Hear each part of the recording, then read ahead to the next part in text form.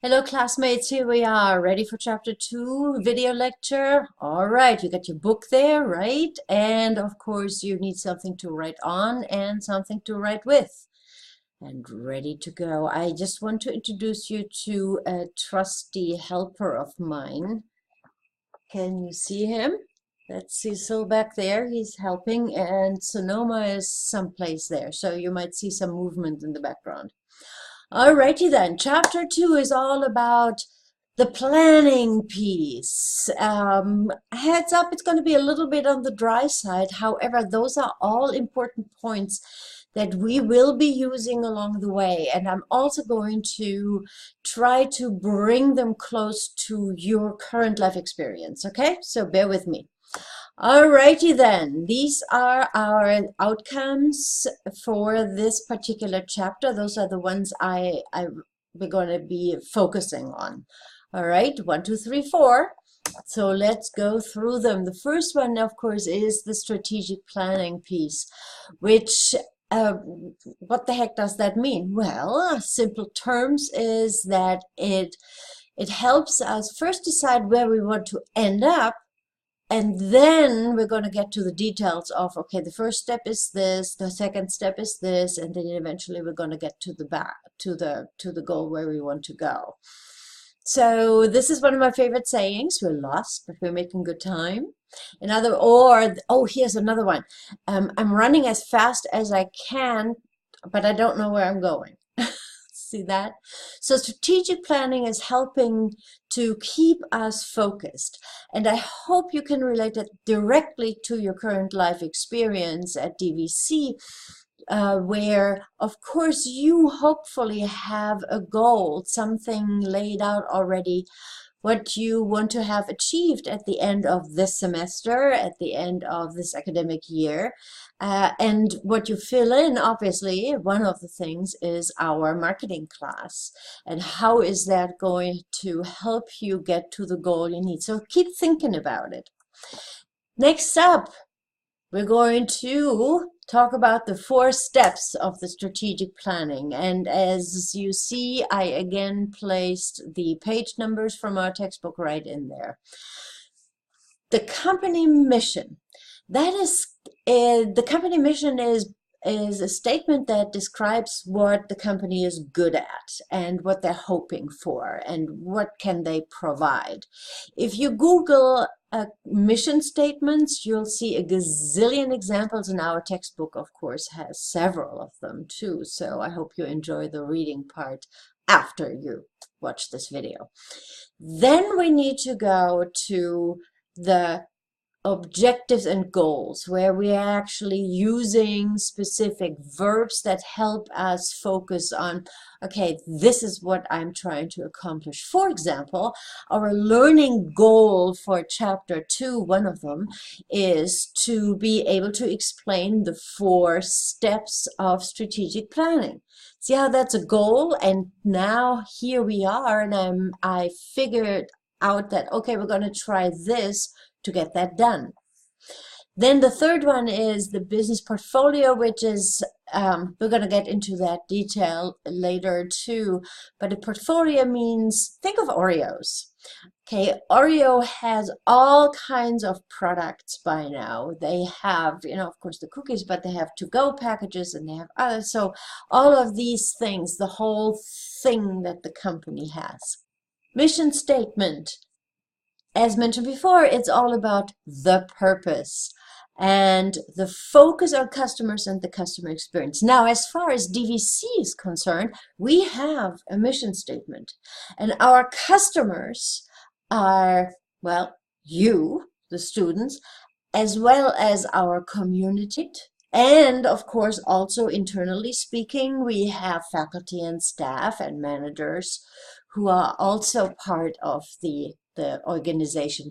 So go ahead and go to our website, dvc.edu, and search for the mission statement. It's right on there. Let's talk about the role of marketing in strategic planning. So, yeah, strategic planning sounds like something that the highfalutin so-called C-suite people might be doing, like the CEO or the CFO and the CIO and the COO. And whoop, there was one of my cats. And so what does marketing have to do with all that? Well, of course, it is very important. See what I did there with the green colors? Yes, because marketing is the one is the department that actually creates. It's almost like the music to the words, and it definitely does a lot of research. I don't know whether you know that, but marketing has a lot to do with math, turns out. And no, we're not going to go into that much here. And then, of course, also the reaching the objectives. In other words, how are we going to get there? So give me some specific points there. All good? And how can we achieve that? Well, it turns out that all the departments in a company have to work together. If you have any experience working outside the home and outside of your work as a student at DVC, then you probably have experienced that sometimes the different departments kind of stand on their own, and it's a challenge for them to communicate with other departments. Think of accounting and HR and logistics, all those different departments. They sometimes have a hard time talking to each other. The better the departments are at doing that talking to each other, chances are the better the company's success is going to be. And what does marketing have to do with all that again? Well, there are the 4 P's. Remember that from chapter 1? The product, price, place, and promotion pieces. All those are the puzzle pieces that come together for the whole strategy and mix. And yes, as I mentioned before, we're going to do one of those in our class.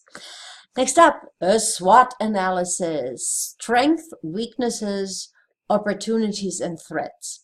That is again something that you can use for your current life situation. So here is a graphic of a SWOT analysis that I found and that I thought was pretty good, because it shows the strengths and weaknesses are actually company internal, and the threats and opportunities are external in the environment. Yeah, so internal, what do the employees, what do they do well, what do they stink at, and the threats and the opportunities external. So here is from our textbook, page 53, and this again shows you that the strengths and weaknesses, they are internal, whereas opportunities, threats, external, meaning environment, new rules, regulations, what is happening there, new inventions, new technologies, all those things. Of course, the weaknesses and threats are negative, the strengths and opportunities are positive. And we're going to learn more about that because we need to do a SWOT analysis for our marketing plan later. Last but not least, ROI. Fancy way of saying return on investment. So think about your situation as a DVC student right now. You're paying a specific amount of fees, you're paying for our textbook, you're paying for the access to the My Marketing Lab. And what is the return on investment that you are expecting? And that's actually an interesting question, isn't it? So there are statistics out there that say that people with AA degrees or with other credentials have a higher lifetime income than others. So there is an actual monetary return on investment too. Just hold that thought. Return on investment is usually notated in percentages, and that's why there is the 100 times 100.